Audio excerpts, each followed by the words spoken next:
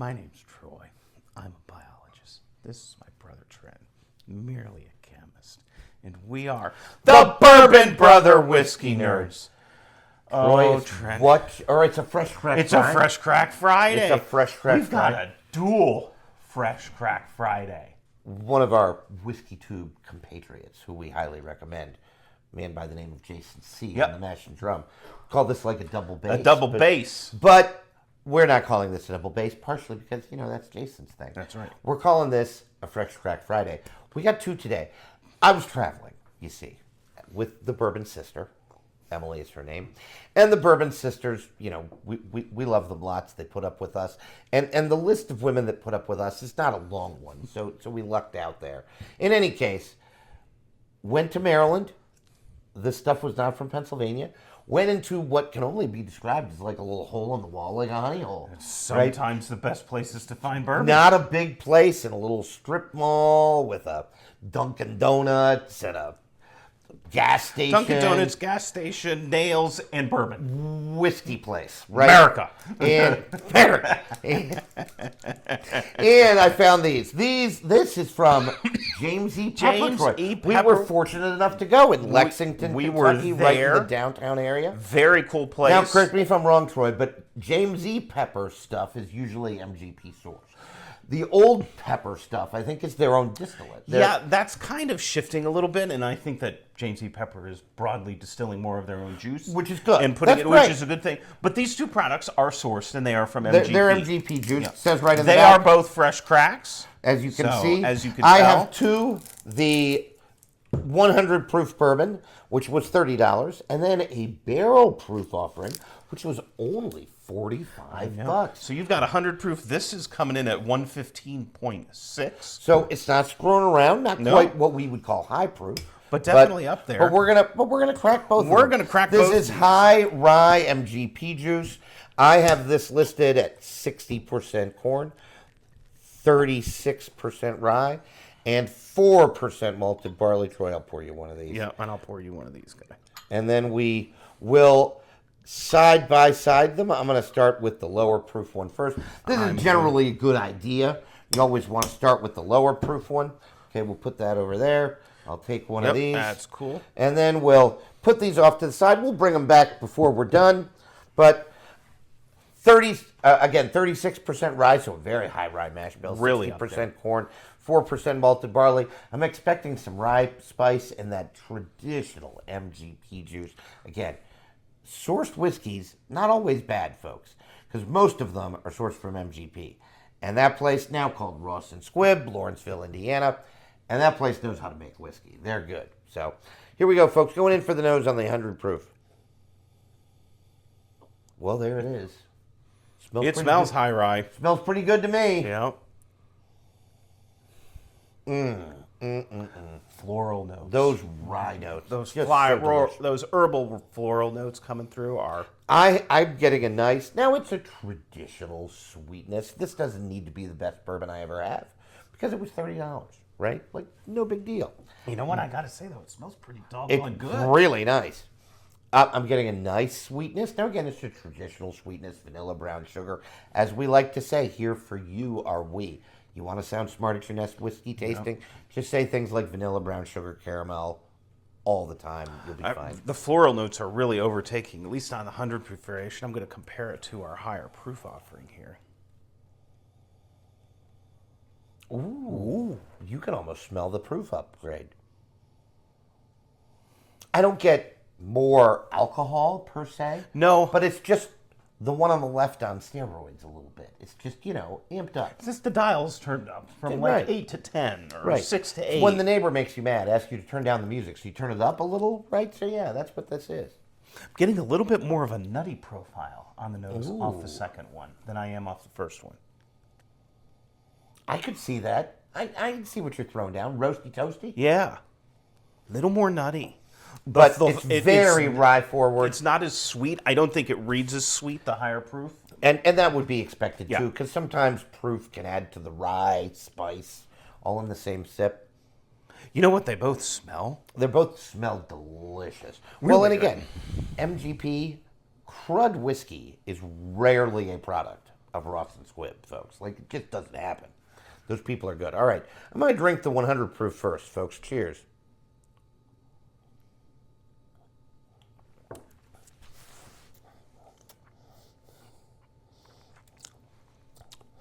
You know what? You know, True to form. there ain't nothing wrong with that. Yep. You know what? For $30, this is a completely sippable. You know what that is? Good. It's just good. It's just good. Now, I have said before, and I will say again, that if you're new in your bourbon journey, I think you should steer clear of MGP juice. Like, I think you should buy legacy distilleries only, to stick to lower priced products. And that's because you need to figure out what you like. And you don't know if you're just starting. Like, it's not even your fault. You don't know. The high rise really coming through. Oh my gosh, it's really good. It's just really good. This is completely sippable for $30. Yeah. I mean, there ain't nothing wrong with this at all. It's just good. Really talking about the rye a lot, so I'm going to talk about the sweetness.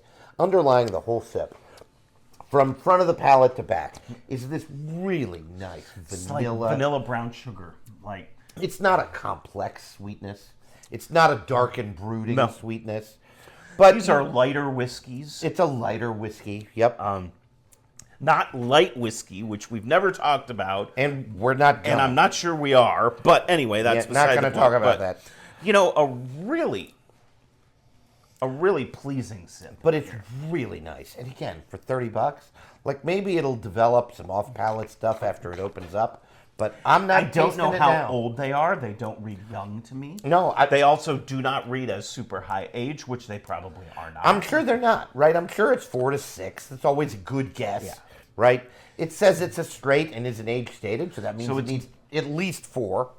Yep, absolutely. And maybe it's a blend. I mean, I don't know. I'm sure that they don't. It's not a single barrel, It right? probably batched. So I'm Yeah, sure I'm that guessing. they batch. Now at a place like Jame E Pepper, I'm not sure they batch in the thousands. I doubt it's not like Knob Creek where Right. there's like Well, 1,500 barrels. right, at of places that. like, Wild Turkey. Or Buffalo Who kn- Trace where who they knows might how have the like batches 3,000 are. barrels. Hey, by the way, Speaking of Buffalo we need to reach out to Trace, our friends at Buffalo We do Trace. need to give a shout out to them because I don't know if you've seen, but the Kentucky River flooded to historic levels. I think the second highest it has ever been. The entire campus of Buffalo Trace Totally flooded. was flooded. Yeah.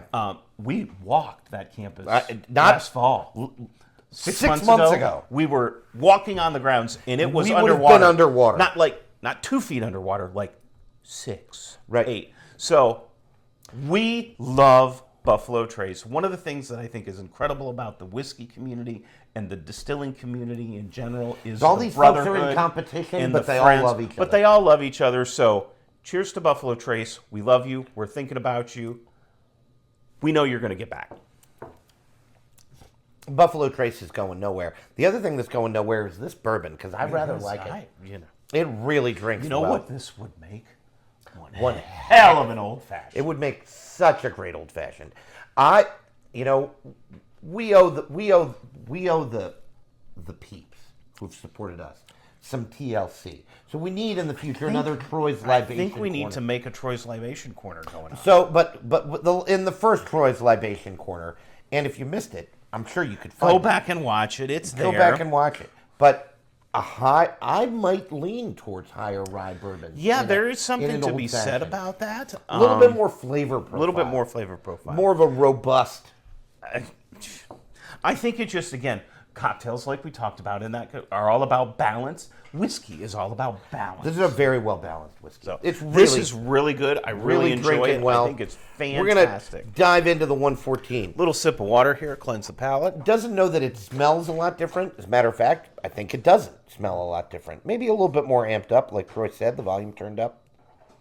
I'm still going back to those roasty, toasty notes coming through. I did get some nutty notes off of the initial. I see what you're throwing down. Little honey roasted peanut.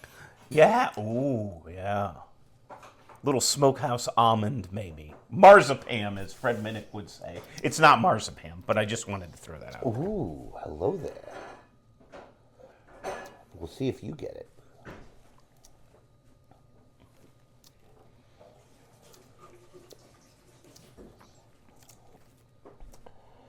It's a little bit of a barrel char, Smoky, a little bit of a barrel funk. earthy, a little more Smoky is good. I'm reading it as barrel char. That's not necessarily a bad note, right? Like smoky, earthy, maybe a little pipe tobacco going on in here. Do you know what I think the proof helps amp up? Is the spice, the rye notes. It doesn't read as sweet. The high proof offering is just really. I'm getting a little bit of barrel funk and a little bit of barrel char. Oh yeah, the smoky notes are. I think Troy's reading it as a smoky note. Those are effectively the same note, right? Like, which you would expect a smoky note. I mean, they burned the barrel, and once you taste it, you get it on the nose. Yeah, you can get it on the nose. And that's kind of interesting because that's why again, nose sip, because your mouth is going to tell you what you're smelling. Well, I've never tried this, but I heard a story once that if you I get the smoke notes. If you have two fruits with the same consistency, the example I heard was like an apple and a pear, and you give your friend, blindfold your friend, give them the apple and hold the pear under their nose, they'll tell you it's a pear. Because so much of what you perceive as flavor is really olfactory. Correct. Ooh, olfactory. Triple word score and a biology term from a chemist. The nerdy terms. I know, folks. They're overflowing. I mean, like they say 70% of your taste comes from your smell, comes from your nose.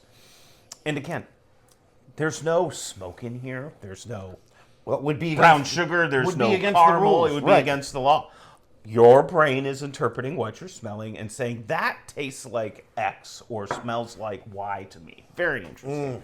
We have to get away from the nerdrum, but it's hard to turn off. It borderline impossible. I stand by that first hit of punch on this barrel proof.